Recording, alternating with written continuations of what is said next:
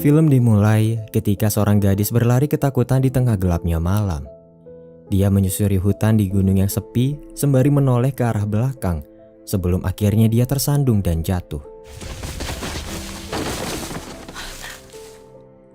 Dengan wajah penuh luka dan tubuh yang lemas tak berdaya, gadis itu meminta tolong sebelum akhirnya bertanya sendiri, adakah seseorang di sana? Gadis itu adalah Suyeon, seorang siswi berusia 16 tahun yang kerap kali dibully oleh teman-teman sekolahnya.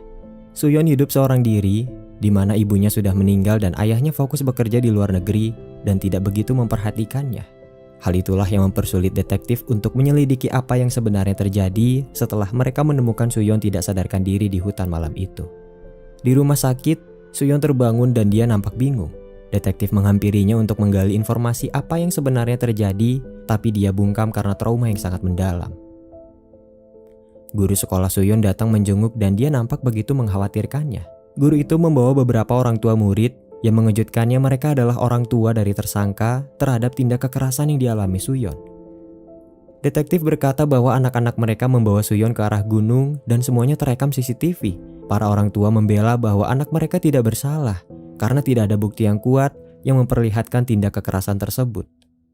Salah satu orang tua berkata, jika memang anak mereka pelakunya, mereka akan mengakhiri semua masalahnya itu dengan berdamai dan memberikan kompensasi.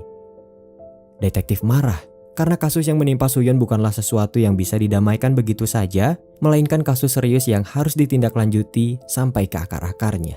Suyeon dibawa ke ruang pemeriksaan, di mana seorang dokter meminta dirinya untuk bercerita apapun yang dia rasakan, untuk memahami kondisi psikologisnya.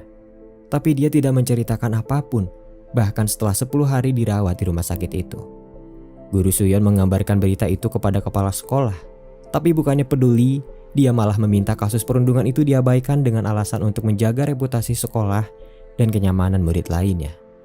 Guru Suyeon memang peduli, tapi dia tidak bisa berkorban hanya untuk membelanya.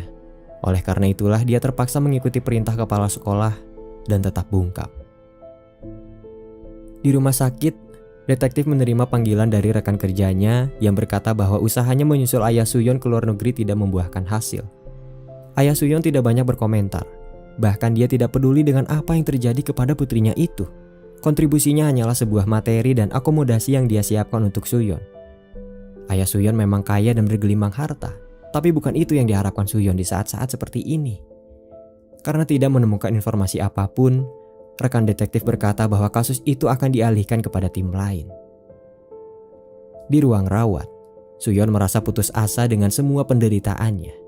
Dia memutuskan untuk mengakhiri hidupnya dengan melilitkan kabel infus ke leher dan menariknya sekuat mungkin. Tiba-tiba, seorang wanita yang tidak diketahui asal-usulnya datang menghentikan Suyeon. Dia mengakui dirinya sebagai Kang Il-yong, seorang guru konseling yang diminta polisi untuk menangani kasus Suyeon. Il-yong mengungkit masalah Suyeon dan terus menyulutnya supaya dia mau bercerita, karena hanya dengan begitulah semuanya bisa diatasi. Namun, perasaan trauma seakan menghalangi Suyeon untuk menjelaskan apa yang sebenarnya terjadi. Il-yong menitip pesan untuk tidak mati kepada Suyeon karena dia akan datang lagi untuk membantunya. Di malam itu Suyeon bermimpi. Dia berlari di hutan yang gelap dan menemukan dirinya yang sudah mati. Terbangun karena kaget, Suyeon merenungkan perkataan Il-yong yang akan kembali dan membantunya. Keesokan harinya, seorang gadis datang menemui Suyeon di rumah sakit. Dia adalah Kyujin, sosok perundung Suyeon yang sudah melukainya di malam itu. Suyeon diam terpaku dalam ketakutan dan dia tidak berkata sepatah kata pun saat Kyujin memberikannya seragam sekolah baru. Tentu itu adalah kemunafikan yang ditunjukkan Kyujin berpura-pura peduli kepada korbannya sendiri. Dengan tawa yang jahat, Kyujin memberikan kabar bahwa Suyeon akan segera dipindahkan dari sekolahnya. Dia juga mengancam Suyeon untuk tidak melaporkan kasus itu kepada polisi. Lebih jahatnya, dia membeberkan rumor tentang ayah Suyeon yang tidak peduli kepadanya. Kyujin pergi dengan muka duanya saat suster datang ke ruangan Suyeon. Tanpa dia sadari, Il-yong sudah menunggu dari luar dan mendengar semuanya. Il-yong mengantar Suyeon menuju apartemennya. Dia juga menawarkan dirinya untuk menemani Suyeon jika merasa kesepian.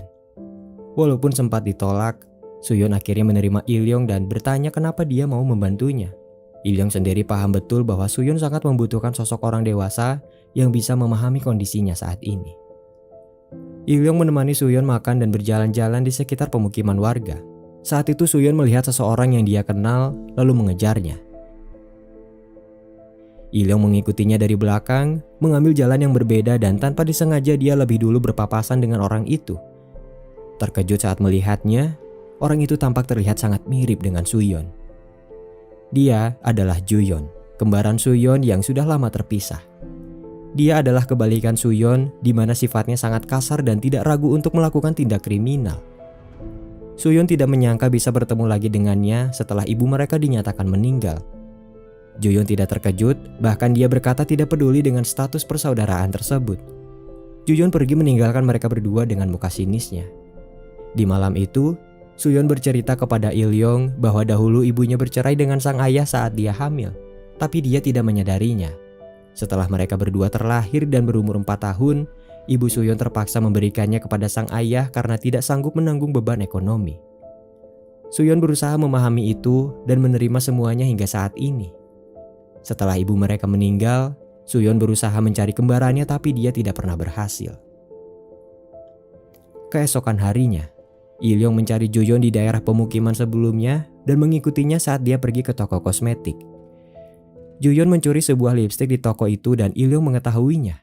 Setelah mengikutinya dari belakang, Ilyong menghampiri Juyeon dan memperkenalkan dirinya. Ilyong menceritakan kasus perundungan yang dialami Suyeon kembarannya itu. Ilyong secara terang-terangan meminta bantuan Juyeon untuk mengatasi kasusnya tersebut. Karena sebagai guru konseling ada beberapa hal yang tidak bisa dia lakukan. Ilyong bercerita bahwa dulu dia juga pernah dibully dan semuanya masih terasa sangat jelas. Luka yang ditinggalkan begitu sulit untuk disembuhkan. Dia bahkan tidak menyangka akan bertahan sampai sejauh ini. Saat melihat Suyeon, Ilyong mulai menyadari bahwa kasus perundungan pada dasarnya akan terus terjadi dimanapun dan kapanpun itu. Dan dia berharap Suyeon bisa bertahan sama seperti dirinya. Juyeon menolak karena dia tidak peduli bahkan tidak mau memahami posisi saudara kembarnya tersebut.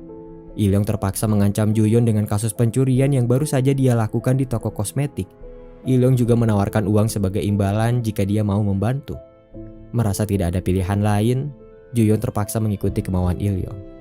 Di malam itu, Juyeon dibawa ke apartemen Suyeon dan dia tidak menyangka kembarannya itu hidup dalam kemewahan.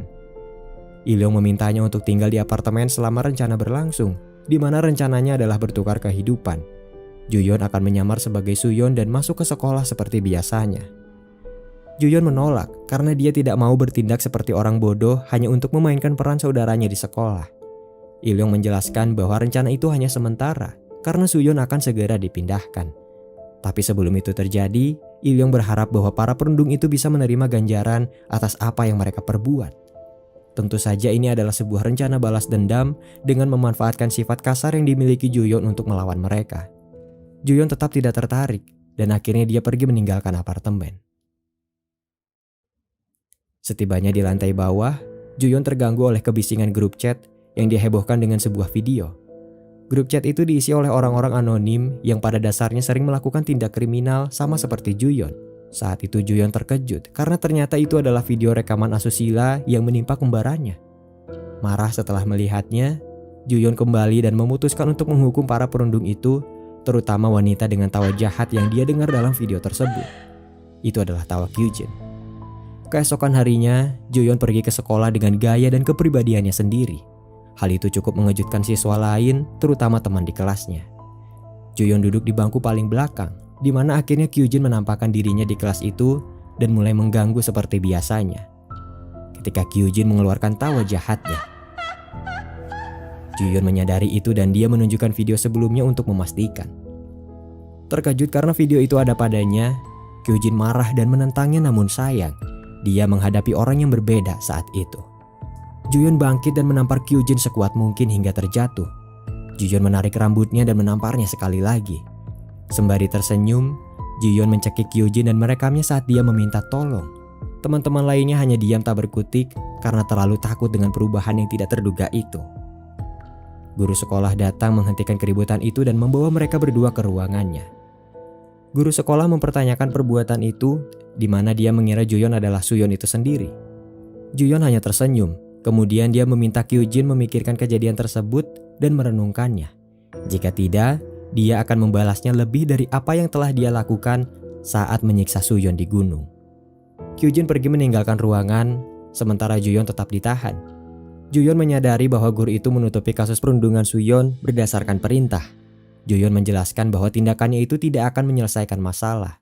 Dia juga menegaskan bahwa sebagai korban, dalam arti Suyeon, bisa menentukan hidupnya sendiri seperti apa yang sedang dia lakukan saat ini, yaitu memberontak. Guru Suyeon mulai takut dengan perubahan sikap tersebut, di mana sejauh ini dia masih mengira bahwa itu adalah Suyeon. Sepulangnya ke apartemen, Juyeon memberikan rekamannya saat mencekik Kyujin di sekolah. Suyeon merasa sedih melihat video tersebut karena bukan itulah yang dia harapkan. Membalasnya dengan kekerasan menandakan bahwa itu tidak ada bedanya dengan para perundung. Ilyong mengetahui tindakan kekerasan itu dan dia tidak mempermasalahkannya. Tapi yang dia harapkan dari rencana itu adalah pengakuan maaf dari pelaku, karena mungkin hanya hal itulah yang bisa menyembuhkan Suyeon dari traumanya. Ilyong menegaskan kepada Juyeon untuk tidak bertindak terlalu jauh sampai Suyeon benar-benar dipindahkan dari sekolahnya. Keesokan harinya di sekolah, para perundung itu tidak lagi berani mengganggu Juyeon, bahkan ketika dia meledek mereka saat pulang sekolah. Di perjalanan, detektif melihat Juyeon dan menghampirinya karena mengira itu adalah Suyeon. Detektif menanyakan kabarnya. Juyeon masih memainkan perannya dan menjawab dengan tegas bahwa dia baik-baik saja. Detektif merasakan kejanggalan kenapa pihak sekolah tidak melaporkan kasus kekerasan yang menimpanya ke pihak kepolisian sebagaimana mestinya. Oleh karena itulah detektif menawarkan dirinya untuk berbicara langsung dengan kepala sekolah, tapi Juyeon menolaknya dan meminta detektif untuk melupakan kasus itu. Detektif memberikan kartu namanya kepada Juyeon dan berkata, hanya orang dewasalah yang bisa membantu mengatasi masalahnya itu. Di malam hari, Juyeon membawa barang-barang yang baru saja dia beli dari hasil usahanya mengikuti rencana Ilyong. Dia juga membelikan hadiah untuk Suyeon karena ternyata hari itu adalah hari ulang tahun mereka.